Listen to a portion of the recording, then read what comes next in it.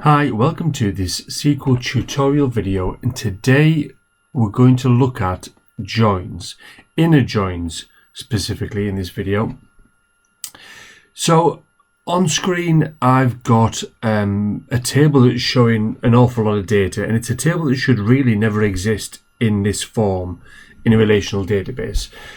In a relational database you should keep duplication of data to a minimum. So here we've got a table of employees, and it's got the office and department codes and such like, and then a little further to the right it's got the details of the department and the details of the office. And all of these, as you can see, this data is duplicated.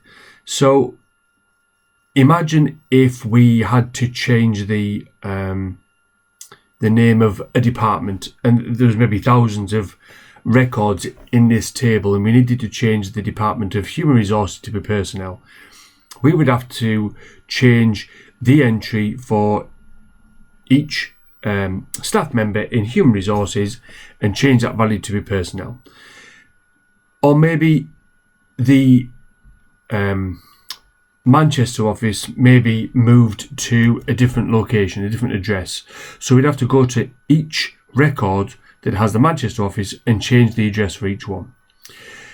What you do in a relational database is you have reference to another table like a department or like an office table here, and that other table stores the detail and the extra information that is related to, in this case, the department or the office. And then you write SQL that joins your employee to your other tables. So let us begin here with a new select that gets the table from our employees. So there's a list of our employees. We also have a list of departments, and we also have, or rather, a table of offices. So let's look at those. So the employees table has all the employee data in, and the departments and the offices table list the departments and the offices with the various information. So what these tables should have is some sort of common link. So in the employees table you've got this department column which has a department code, and in the department table you've got this department code column, and in the office column in the employees table you've got the office code, and in the office table you've got an office code. And these are the columns that we're going to use to join our tables. So to begin with, let's just add to this initial select here. So we get everything from the employees table, and then to join, the syntax to do an inner join, which is what we're going to do, is inner join, and then we say the table we're interested in joining to, which in this case is departments, and we give it an alias, and then we need to say what columns relate one table to the other, and we do that by saying on em.department, because that's the column that we're interested in, equals, and we're interested in the department code column in the departments table. Now if I run that, we now get our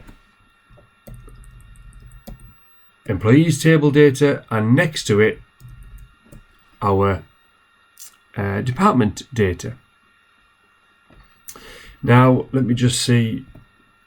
Yeah, so there's 22 employees, but when we join it to the departments we get 17 returned, and that's because for some of our employees they either don't have a department, or in fact that is the reason, there's 5 missing. Those that don't have a department can't join to the departments table in this way using an inner join, so they will be missed off from the results because there isn't a join to that table. Now there's other ways around that, other types of joins, but for this purpose, using inner joins, those 5 are going to be missing. And then if I do an inner join to offices, and I give it an alias of OFC, I can't do an alias of OF because OF is kind of a SQL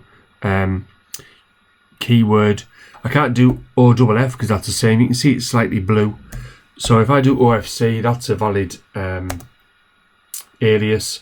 And then I say on, and I'm joining it to my employees table using the office column equals OFC dot office code column.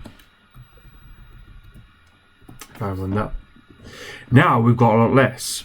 And the reason we've got a lot less is because if I just look at this, if we just look at the join before we join the offices, that doesn't have an office. I'm pretty sure some of the offices aren't there.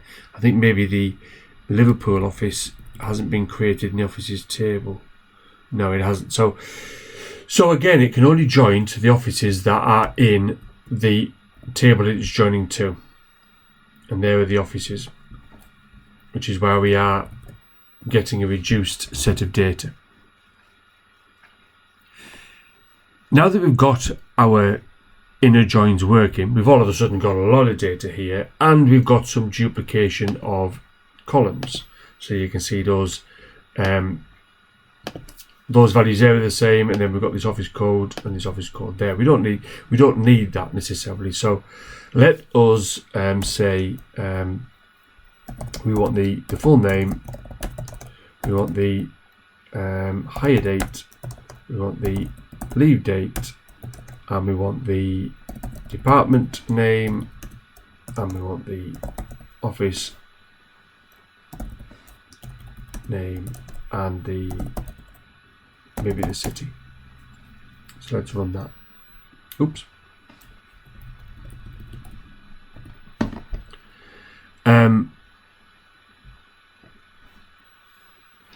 So that's fine. We don't have to put a prefix here if we don't want to. So within our 3 tables, if I just do the select style again, if I did select full name, it would be happy with that because there is only one column that is full name. So if I just comment that out, if I type full name there, it's happy with that. There is only one column between those 3 tables that is called full name, so that's fine. Now, if I just delete that, if I run this again and I find this column here, this active column, that active column is in the employees table. It's also in the departments table. It's also in the offices table. So if I said show me full name and active, well, it wouldn't like that because it doesn't know what active is, and it gives this error, ambiguous column name. So because active features in more than one of the tables in our select, we have to give it a prefix. And it's the same when we do in our selects, our conditions rather. So we can say where active equals 1, but it doesn't know what active, which table we're talking about. And in this table, maybe in this case, maybe I'm thinking the department has got to be active.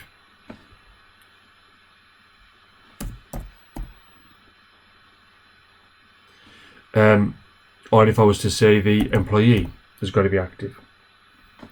So, and then if I wanted to bring in the active column, I can there.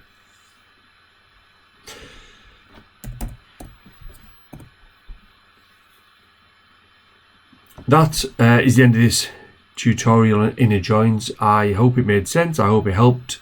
If you've got any comments or any questions, please leave them and I'll reply to you.